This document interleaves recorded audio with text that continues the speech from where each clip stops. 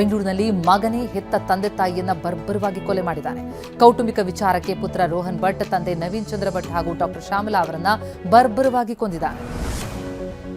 ಬೆಂಗಳೂರಿನಲ್ಲಿ ತಂದೆ ತಾಯಿಯನ್ನ ಬರ್ಬರವಾಗಿ ಕೊಂದ ಆರೋಪಿ ರೋಹನ್ ಕರಾಳ ಮುಖ ಬಯಲಾಗಿದೆ. ಯುಎಸ್ನಲ್ಲಿ ವಿದ್ಯಾಭ್ಯಾಸ ಮಾಡಿರುವಂತಹ ಆರೋಪಿ ರೋಹನ್ ಯಾವುದೇ ಕೆಲಸ ಮಾಡದೆ ಮನೆಯಲ್ಲೇ ಉಳಿದಿದ್ದ. 4 ಲಕ್ಷ ಹಣಕ್ಕಾಗಿ ತಂದೆಯನ್ನ ಒತ್ತಾಯಿಸಿದ್ದ. ಬೆಂಗಳೂರಿನಲ್ಲಿ ಆರ್ಸಿಬಿ ಪಂದ್ಯಾವಳಿ ನಡೆಯುತ್ತೋ ಇಲ್ಲವೋ ಎನ್ನುವ ಆತಂಕ ಅಭಿಮಾನಿಗಳನ್ನ ಕಾಡ್ತಾ ಇದೆ. ಇವತ್ತು ಸರ್ಕಾರದಿಂದ ಗುಡ್ ನ್ಯೂಸ್ ಸಿಗಬಹುದು ಅಂತ ಎದುರು ನೋಡ್ತಾ ಇದ್ದಾರೆ. ಗೃಹ ಸಚಿವ ಪರಮೇಶ್ವರ್ ನೇತೃತ್ವದಲ್ಲಿ ಸಭೆ ನಡೆಯಲಿದ್ದು ಚಿನ್ನಸ್ವಾಮಿಯಲ್ಲಿ ಐಪಿಎಲ್ ಭವಿಷ್ಯ ನಿರ್ಧಾರ ಆಗುತ್ತೆ. 4 ಕಾರ್ಮಿಕ ಕಾಯ್ದೆಗಳನ್ನು ವಿರೋಧಿಸಿ ಕರೆ ಕೊಟ್ಟಿರುವ ಭಾರತ್ ಬಂದ್ ಜನಜೀವನದ ಮೇಲೆ ಯಾವುದೇ ಪರಿಣಾಮ ಬೀರಿಲ್ಲ. ರಾಜ್ಯದಲ್ಲಿ ಎಂದಿನಂತೆ ಬಸ್, ರೈಲು, ಮೆಟ್ರೋ, ಆಟೋ, ಟ್ಯಾಕ್ಸಿ ಸಂಚಾರ ಇದೆ. ಲೋಕೋಪಯೋಗಿ ಇಲಾಖೆಯ ಮುಖ್ಯ ಇಂಜಿನಿಯರ್ ಪುರುಷೋತ್ತಮ್ಗೆ ಲೋಕಾಯುಕ್ತ ಅಧಿಕಾರಿಗಳು ಶಾಕ್ ಕೊಟ್ಟಿದ್ದಾರೆ. ಪುರುಷೋತ್ತಮ್ಗೆ ಸಂಬಂಧಪಟ್ಟ ಒಟ್ಟು 11 ಕಡೆ ದಾಳಿ ನಡೆಸಿದ್ದಾರೆ. ಬೆಂಗಳೂರಿನ 6, ಮೈಸೂರಿನ 5 ಕಡೆ ಪರಿಶೀಲನೆ ನಡೆಸ್ತಾ ಇದ್ದಾರೆ. ಧಾರವಾಡದಲ್ಲಿ ಸರ್ವೆ ಇಲಾಖೆಯ ಸೂಪರ್ವೈಸರ್ ಸೋಮಲಿಂಗಪ್ಪ ಅವರಿಗೂ ಲೋಕಾಯುಕ್ತ ಶಾಕ್ ಕೊಟ್ಟಿದೆ. ಭಾರತೀನಗರ ಬಡಾವಣೆಯಲ್ಲಿರುವ ಮನೆ, ಐಸ್ಗೇಟ್ ಬಳಿ ಇರುವಂತಹ ಸರ್ವೆ ಕಚೇರಿ, ಬೆಳಗಾವಿ ಮುರುಗೋಡ್ನಲ್ಲಿರುವಂತಹ ಮನೆ ಮೇಲೂ ದಾಳಿಯಾಗಿದೆ. ಬೆಂಗಳೂರಿನಲ್ಲಿ ಬಿಡಿಎ ನೌಕರನೇ ಅಧಿಕಾರಿಗೆ ಧಮಕಿ ಹಾಕಿದ್ದಾನೆ. ಅಗ್ರಹಾರ ದಾಸರಹಳ್ಳಿ ಸರ್ವೆ 8ರಲ್ಲಿ ಬಿಡಿಎ ಜಾಗ ಒತ್ತುವರಿ ವೇಳೆ ಆಯುಕ್ತರ ಆದೇಶವನ್ನ ಪ್ರಶ್ನೆ ಮಾಡಿ ಗಲಾಟೆ ಮಾಡಿದ್ದಾನೆ. ಭೂಗಳ್ಳರ ಪರವಾಗಿ ನಿಂತು ಬಿಡಿಎ ನೌಕರರ ಸಂಘದ ಅಧ್ಯಕ್ಷ ಮಂಜುನಾಥ್ ಧಮಕಿ ಹಾಕಿದ್ದಾನೆ. ಅಕ್ರಮವಾಗಿ ಕೇರಳದ ಲಾಟರಿ ಮಾರ್ತಾ ಇದ್ದ ಇಬ್ಬರನ್ನ ಮೈಸೂರು ಜಿಲ್ಲಾ ಪೊಲೀಸರು ಬಂಧಿಸಿದ್ದಾರೆ.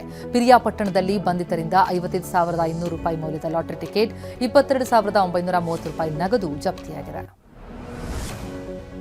ಮೈಸೂರು ಪೊಲೀಸರು ಡ್ರಗ್ಸ್ ವಿರುದ್ಧ ಕಾರ್ಯಾಚರಣೆಯನ್ನು ಮುಂದುವರೆಸಿದ್ದಾರೆ. 5 ಡ್ರಗ್ಸ್ ಮಾರಾಟಗಾರರನ್ನ ಬಂಧಿಸಿದ್ದಾರೆ.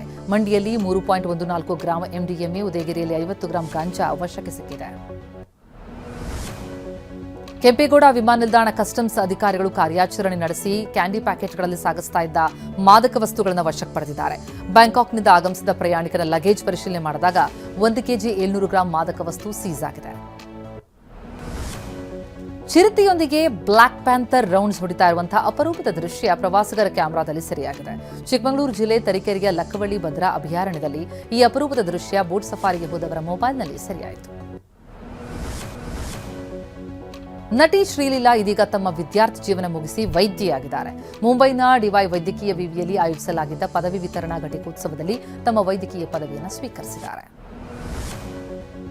ಕನ್ನಡದ ಜೋಶ್ ಚಿತ್ರದಲ್ಲಿ ನಟಿಸಿದ ಬಹುಭಾಷಾ ನಟಿ ಶಮಾ ಖಾಸಿಂ 2ನೇ ಮಗುವಿನ ನಿರೀಕ್ಷೆಯಲ್ಲಿದ್ದಾರೆ.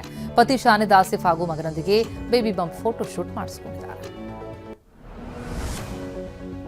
ಅಧ್ಯಕ್ಷ, ವಿಕ್ಟರಿ, ರನ್ನ, ಪೊಗರು, ತೀರ್ಥರೂಪ ತಂದೆಯವರಿಗೆ, ಅಣ್ಣ ಫ್ರಮ್ ಮೆಕ್ಸಿಕೋ ಸಿನಿಮಾಗಳಿಗೆ ಡೈಲಾಗ್ ಬರೆದು ಹೆಸರು ಮಾಡಿರುವ ಪ್ರಶಾಂತ್ ರಾಜಪ್ಪ ಈಗ ನಿರ್ದೇಶನಕ್ಕೆ ಮುಂದಾಗಿದ್ದಾರೆ. ಚೊಚ್ಚಲ ನಿರ್ದೇಶನ ಚಿತ್ರಕ್ಕೆ ಅನಂತ ಪದ್ಮನಾಭ ಅಂತ ಹೆಸರಿಟ್ಟಿದ್ದಾರೆ. ಬಿಟೌನ್ ನಟ ಅನುಪಮ್ ಖೇರ್ ಸೋಷಿಯಲ್ ಮೀಡಿಯಾದಲ್ಲಿ ತಮ್ಮ ಹೆಸರಿನಲ್ಲಿ ನಕಲಿ ಖಾತೆಗಳನ್ನು ಸೃಷ್ಟಿಸಿದವರ ವಿರುದ್ಧ ಕಿಡಿಕಾರಿದ್ದಾರೆ. ದಯವಿಟ್ಟು ಅಂತಹ ಖಾತೆಗಳನ್ನು ನಿರ್ಲಕ್ಷ್ಯ ಮಾಡಿ ಅಂತ ಅಭಿಮಾನಿಗಳಿಗೆ ವಿಡಿಯೋದಲ್ಲಿ ಮನವಿ ಮಾಡಿಕೊಂಡಿದ್ದಾರೆ.